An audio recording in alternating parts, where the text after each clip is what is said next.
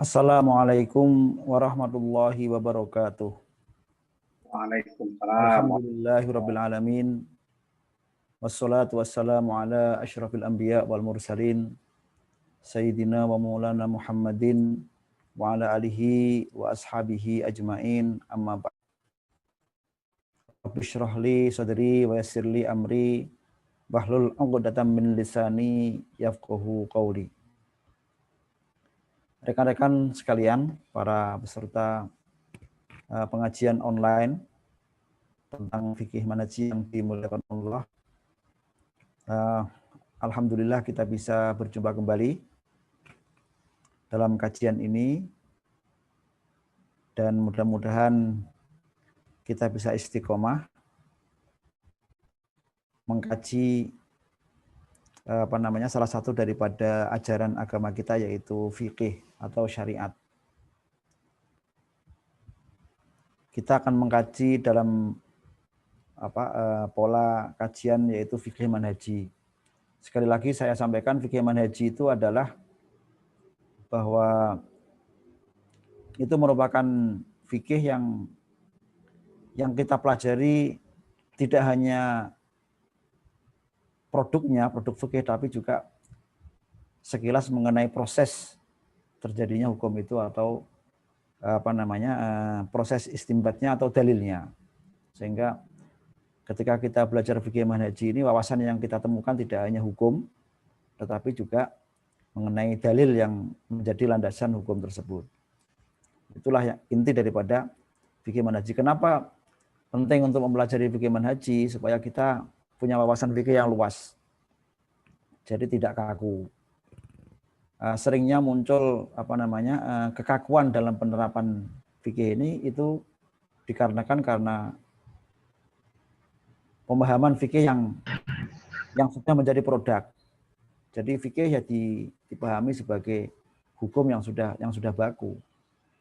Padahal fikih itu kan sebetulnya produk daripada hukum yang dalam merespon satu situasi dan kondisi di mana itu terjadi. Jadi itu intinya fikih manhaji. Selamat datang teman-teman semuanya yang bergabung, juga yang di offline selamat datang juga. Beberapa teman yang hadir. Mari kita mulai melanjutkan kajian pada minggu lalu, yaitu masih mengenai salah satu cara untuk menghilangkan hadas, yaitu wudu. Saya share materinya, mudah-mudahan bisa bermanfaat sebentar.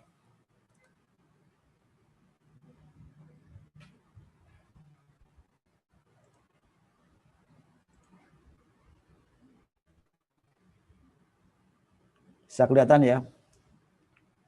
Jadi itu nomor 4. Ar-Rabi.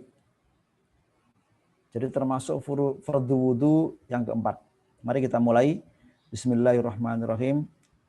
Qala al-muallif rahimahullahu taala wa nafa'ana Allahu bi ulumihi fi daraini amin. Ar-Rabi'u mashu ba'dir ra'si. Fardu wudu yang keempat itu adalah mengusap setengah sirah atau setengah kepala. Ra's ini diartikan kepala. Walau sya'rotan. Kenapa kok tidak menggunakan langsung rambut? Karena ada orang yang enggak punya rambut. Makanya di sini diredaksikan dengan kata-kata ar-ra's, artinya kepala.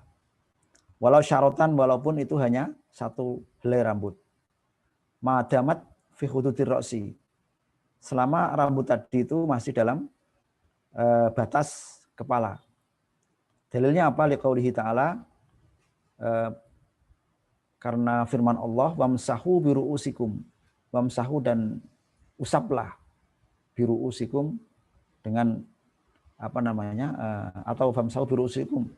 Dan usaplah biru'usikum atas kepala kalian. Nah ini kemudian warawa al-Mughirah ibnu Syu'bah, dan meriwayatkan hadis sahabat Mughirah bin Syu'bah radhiyallahu anhu, anna Rasulullah sallallahu alaihi wasallam tawaddu'a wa masaha binasiyatihi, bahwa Rasulullah sallallahu alaihi wasallam tawaddu'a berwudu binas wa masaha dan mengusap binasiyati dengan atas bunbunan ya. Kalau orang bahasa Jawa bilangnya bunbunan, bagian atas kepala. Wa ala imamatihi, dan atas sorban beliau, rawahu Muslim. Walau ghasala ra'sahu, andikan dia itu membasuh kepalanya, au ba'dahu, atau setengah kepala, badalal mashi, sebagai ganti daripada mengusap semuanya, jaza, maka bolehlah.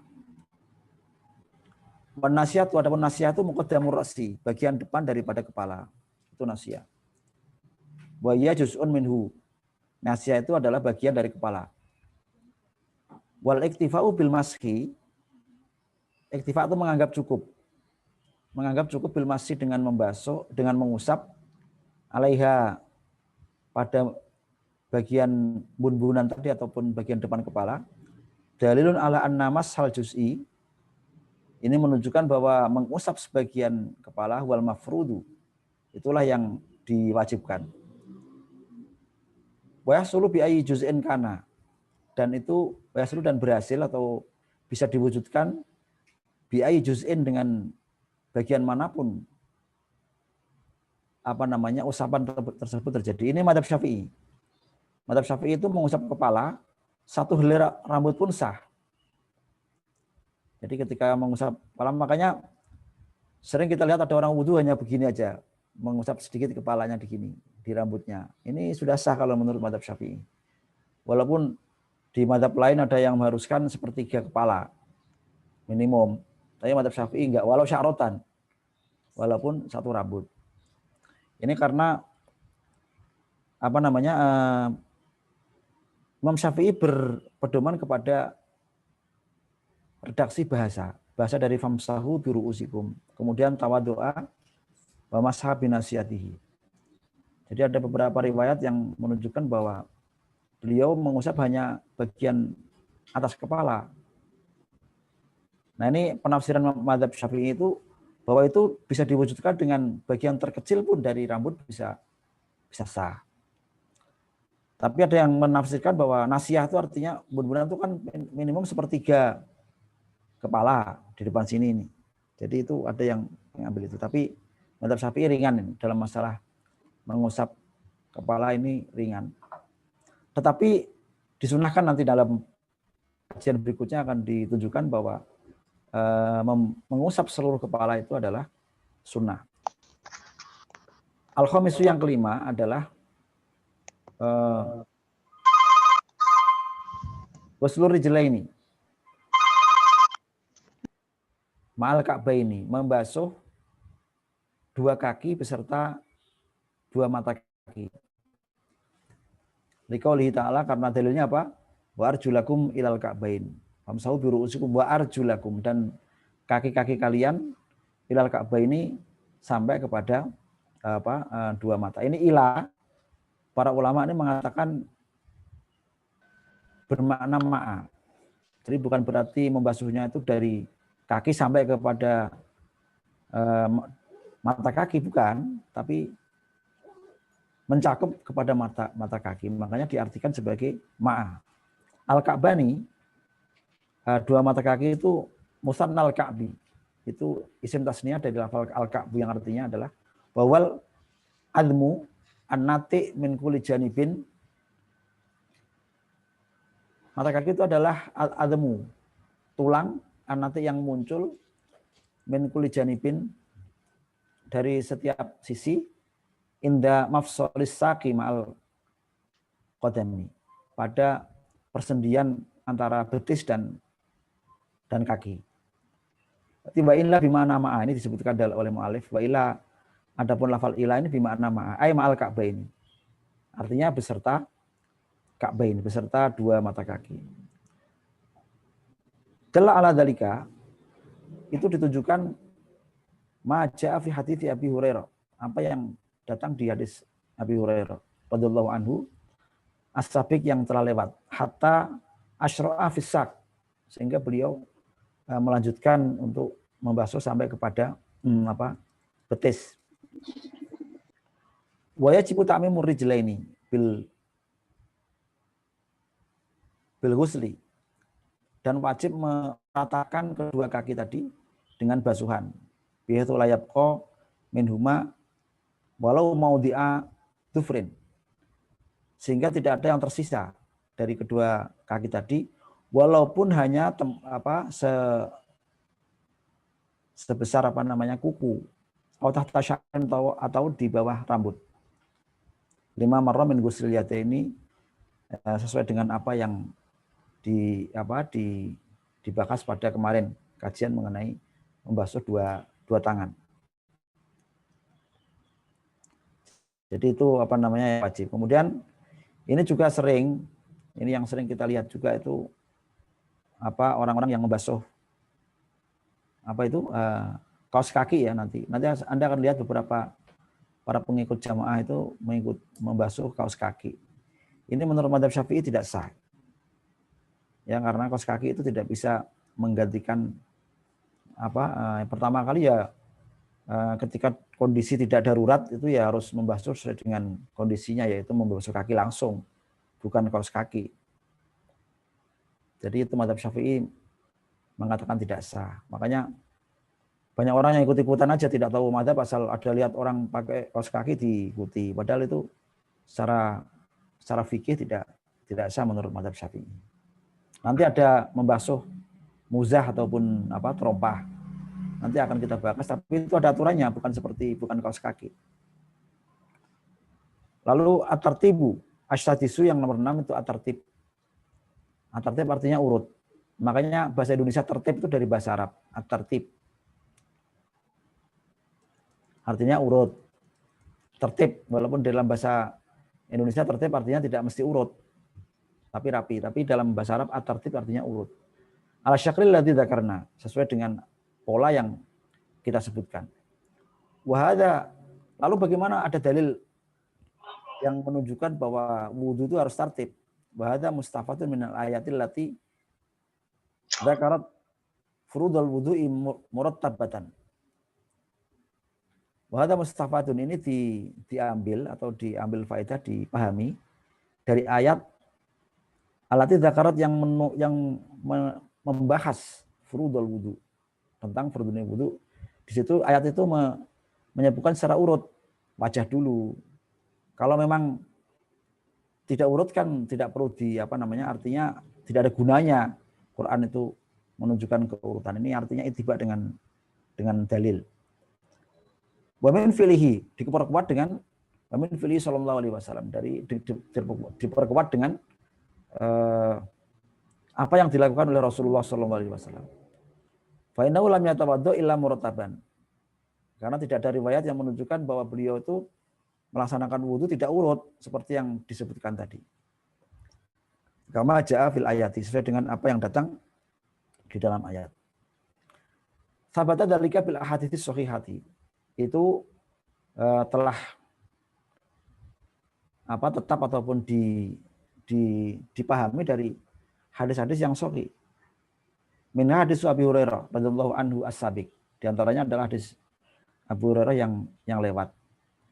Wa fihi al-atfu bi tsumma. Dalam hadis tersebut disebutkan al-atfu, yaitu ataf itu adalah kata huruf penyambung dalam bahasa Arab. Makanya ini ada al-atfu ini kan sebetulnya isunya isu bahasa, isu nahwu. Ataf itu tsumma. Jadi huruf ataf itu ada summa, ada wa, ada fa juga. Jadi kalau fa itu tartib, jadi tartib bitisal itu artinya urutannya langsung. Misalkan jaa zaitun fa amrun. Datang Zaid kemudian Amr, itu kalau menggunakan fa itu artinya kedatangan Zaid dan kedatangan Umar ini jedanya tidak terlalu panjang, langsung datang gitu. Tetapi kalau summa, lafal summa itu atartib bin fisal artinya. Seperti dikatakan dalam Alfiyah itu ya. Alfa ulit tartibi bit tisali wa summa ulit tartibi bin fisali. Jadi fa itu tartibnya ittisal langsung, tapi kalau summa lil infisal. Nah, ini menunjukkan tartib. Jadi summa itu secara bahasa artinya urutan. ini lalu ini, A lalu B. Makanya ini diambil hukum.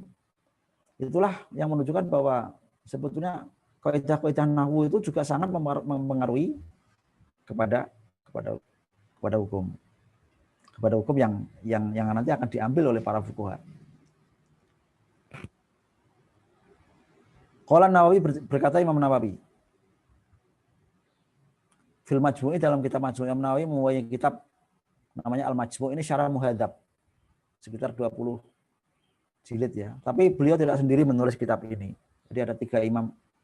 Beliau belum selesai 12 jilid, terus kemudian wafat, dilanjutkan oleh imam lagi dan dilanjutkan oleh imam berikutnya, ketiga imam.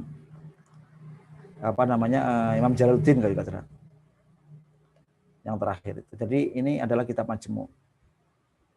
Beliau mensarai kitab ini merupakan kitab muqaranah terbesar di dalam mazhab Syafi'i. Wa taj'al asabu minas sunnati bil ahadithi as-sahihati al-mustafidati an jama'atin minas sahabati fi sifati wudu'in nabiyyi sallallahu alaihi wasallam. Jadi para ulama Syafi'iyah, ashab itu kalau disebutkan dalam literatur fikih mazhab Syafi'i itu artinya para ulama Syafi'iyah. Walaupun ashab artinya itu kan sahabat. Para sahabat, tapi artinya adalah para ulama mazhab. Mereka berdalil kepada hadis sahih yang diriwayatkan dari para sahabat tentang sifat wudu Nabi sallallahu alaihi wasallam. Wa wasafuhu murattaban. Mereka semua mensifati wudu Nabi dengan urut. Ma'a kathratihim wa kathratil mawatin allati ra'au fiha. Meskipun mereka meriwayatkan dari beberapa kondisi yang berbeda-beda, dari tempat yang berbeda-beda, tetapi mereka semua meriwayatkan dari Rasulullah cara wudhu yang urut, seperti yang disebutkan tadi. Wa kathrati ikhtilafihim fi sifatihim fi marratin wa marrataini wa thalathin wa ghairi dzalika. Mereka berkhilaf dalam meriwayatkan sifat wudhu Rasulullah ini, mengenai 2 kali atau 3 kali dan lain-lain. Tetapi lam yathbut fihi ma'akhtilafi anwa'ihi sifatun ghairu murattabatun. Tidak ada riwayat yang menunjukkan bahwa urutan wudhu Rasulullah itu berbeda dengan urutan yang disebutkan dalam Al-Quran. Meskipun riwayat itu banyak sekali dan berbeda-beda.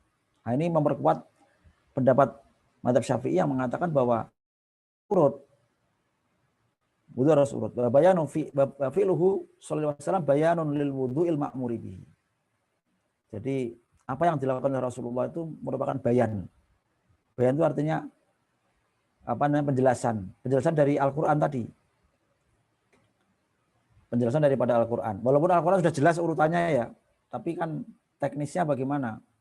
Nah, ini diperjelas oleh apa yang dilakukan oleh Rasulullah. Makanya fungsi itu menerangkan kepada Al-Quran. Kalau ada lafal-lafal Al-Quran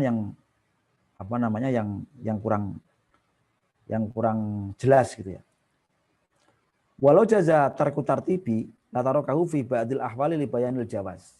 Andaikan tidak urut, melaksanakan wudu tidak urut itu diperbolehkan, dijustifikasi oleh hukum. Tentu ada riwayat yang menunjukkan bahwa Rasulullah itu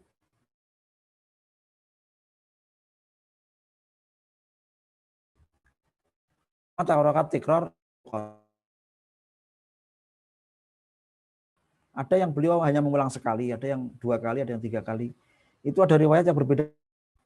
Sehingga para ulama menyimpulkan bahwa tikrar, pengulangan itu tidak wajib, tetapi sunnah.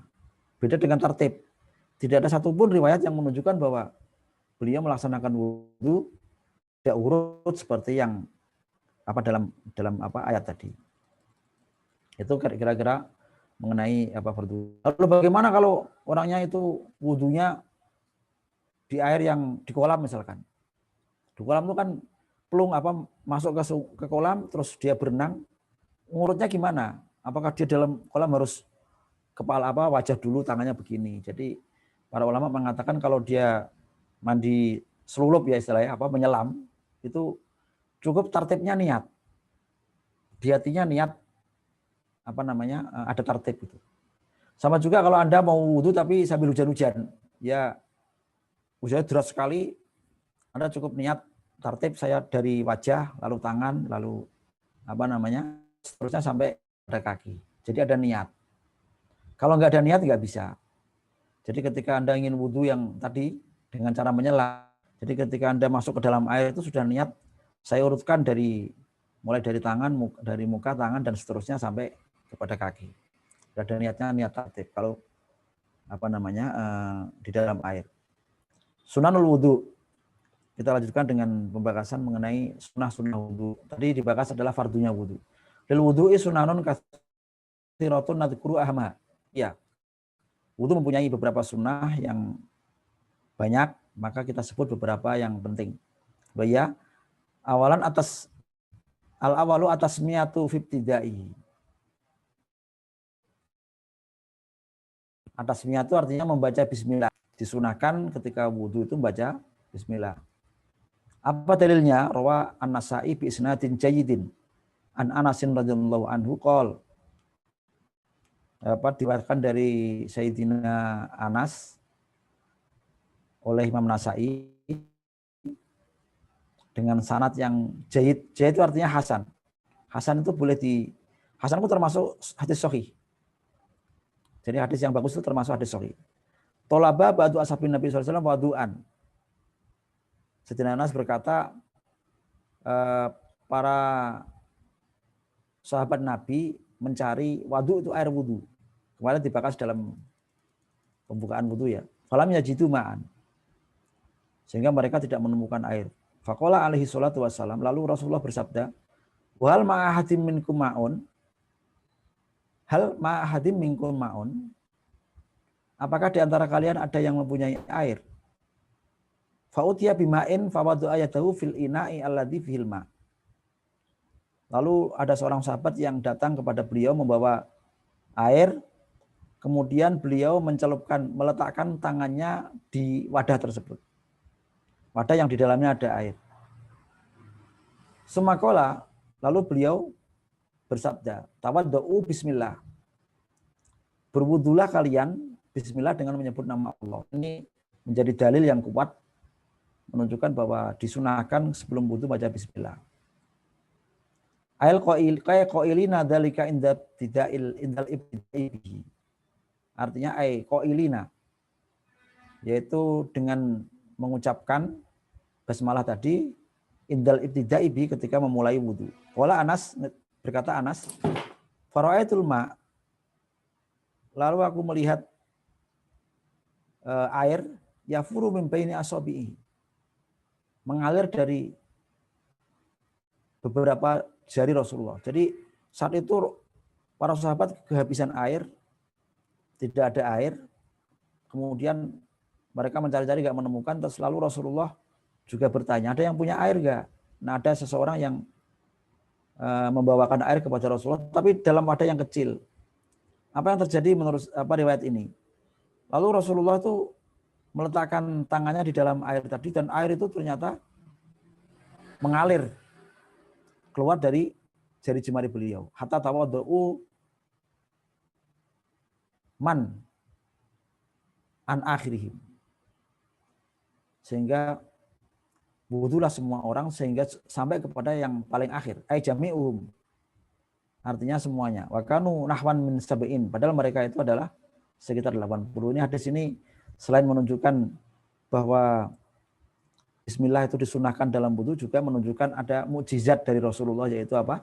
Keluarnya air dari jari jemari beliau, sehingga air yang asalnya satu wadah ketika dimasukin oleh tangan beliau itu menjadi mengalir tidak berhenti-berhenti sampai bisa digunakan oleh wudu untuk 70. Ini hadis menunjukkan mukjizat Rasul. Asani ghuslul kaffaini. Ghuslul kaffaini. Yang kedua adalah membasuh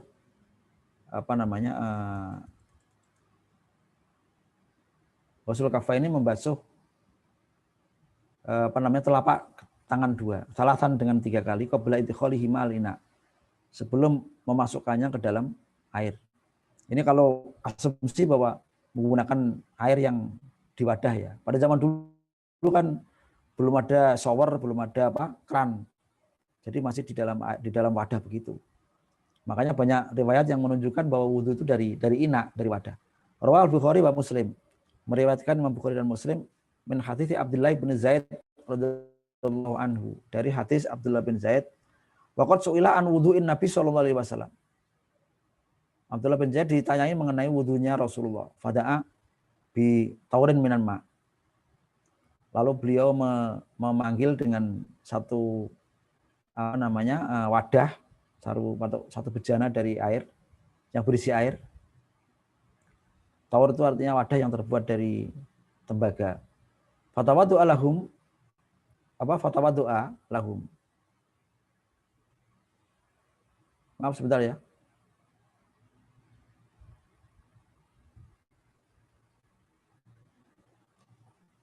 Qad an Zaid bin radhiyallahu anhu, qad su'ila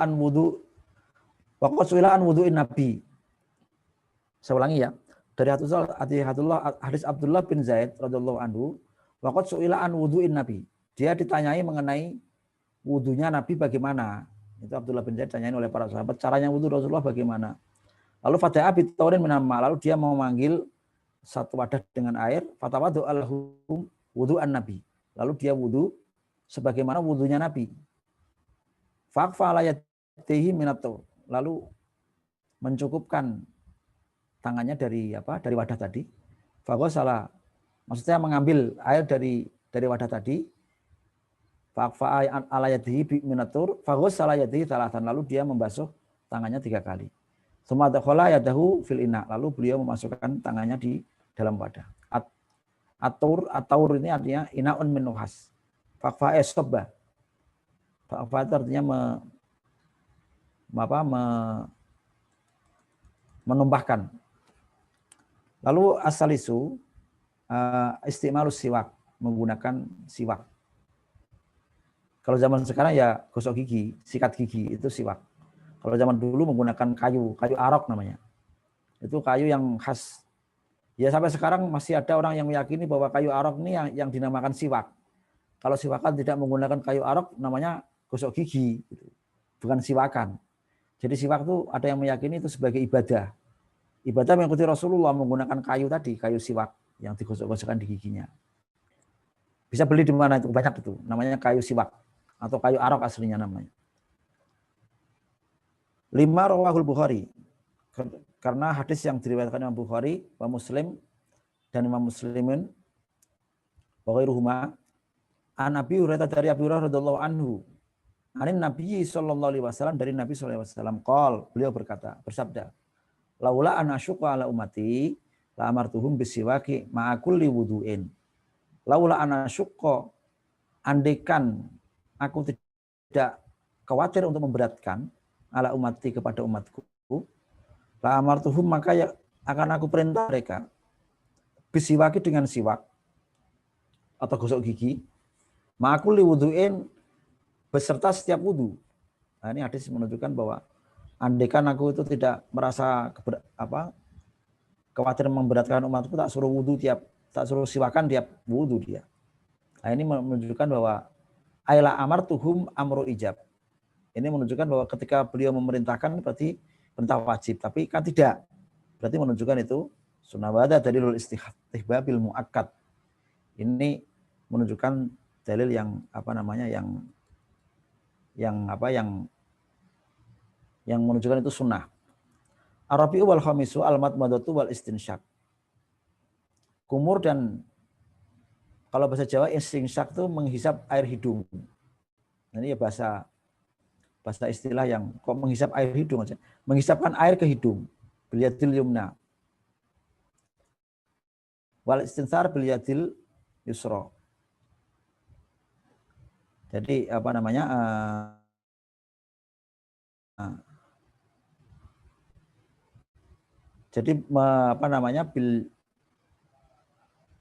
memasukkan air ke dalam, berkumur itu biasalah kumur.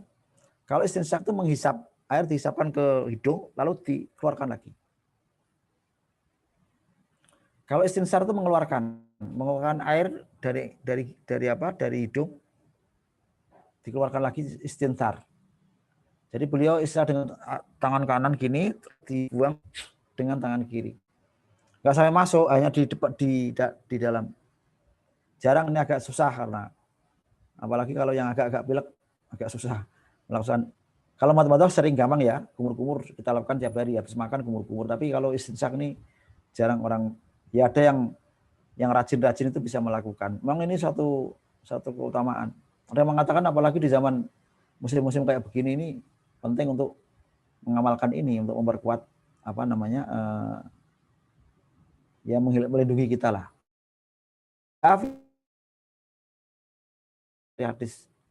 Dalam hadis Abdullah bin Zaid radhiyallahu anhu yang lewat fatat mado, lalu berkumur, wastan sakolan, dan menghisapkan air ke hidung, wastan saro, lalu menyemburkan bisalah hurofatin, dengan 3 cakupan. Ayat tamat waktu wastan syak min ghurfatin wahidatin, dari cakupan yang sekali. Kalau menggunakan keran ya kita ambil dulu dari keran, kita cakup ke tangan kita, lalu kita berwudu.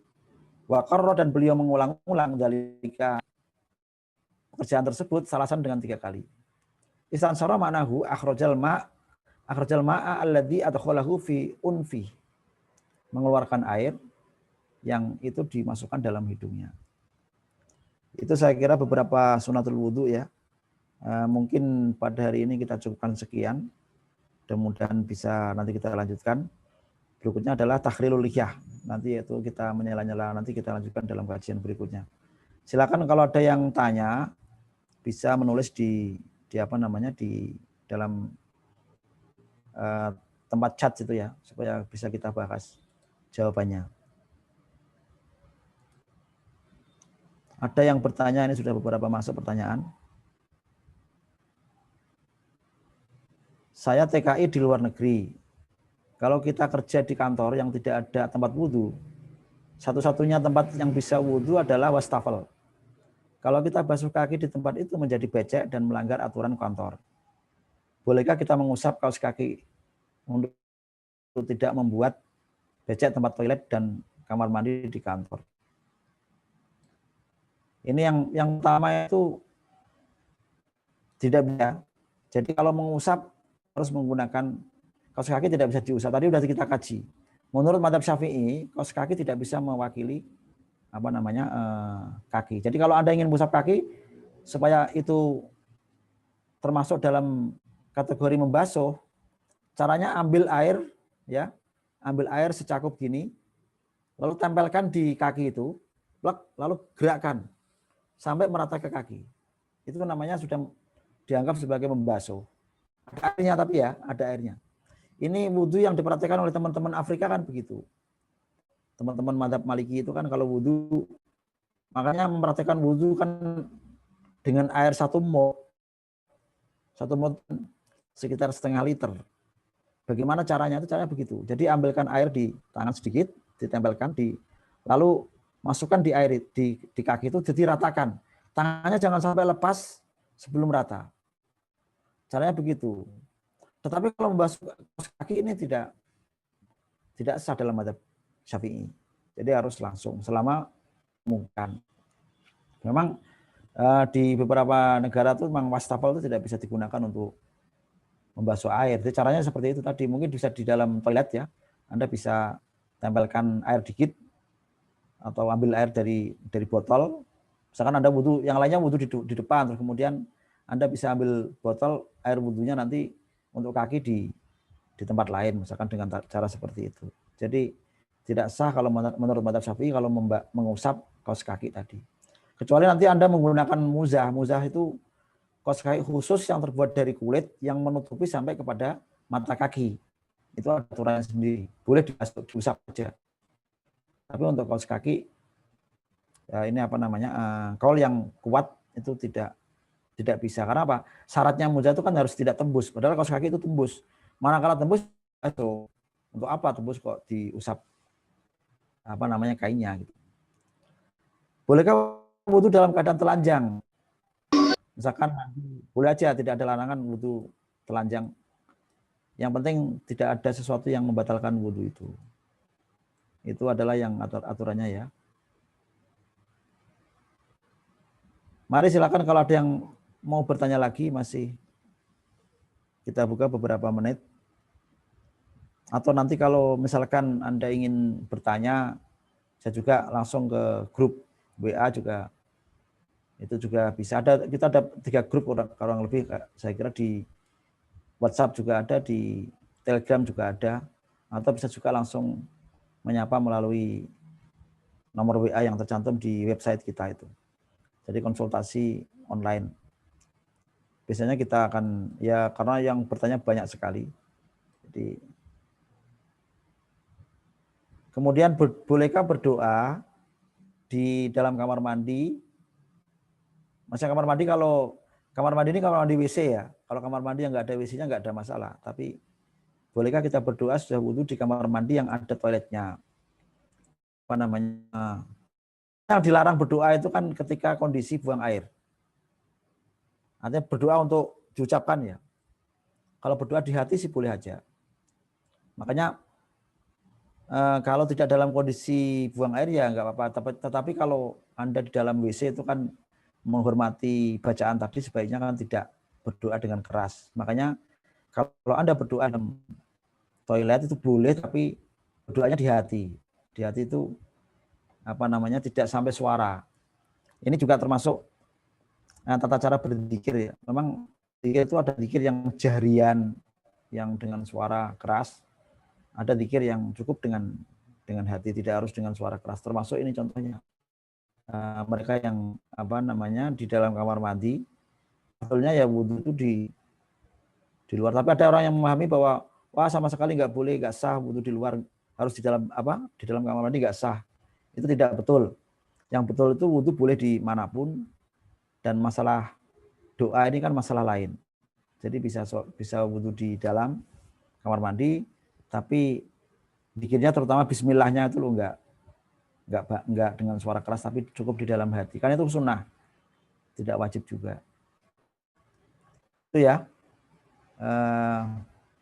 Masih ada yang lain, saya kira cukup ya.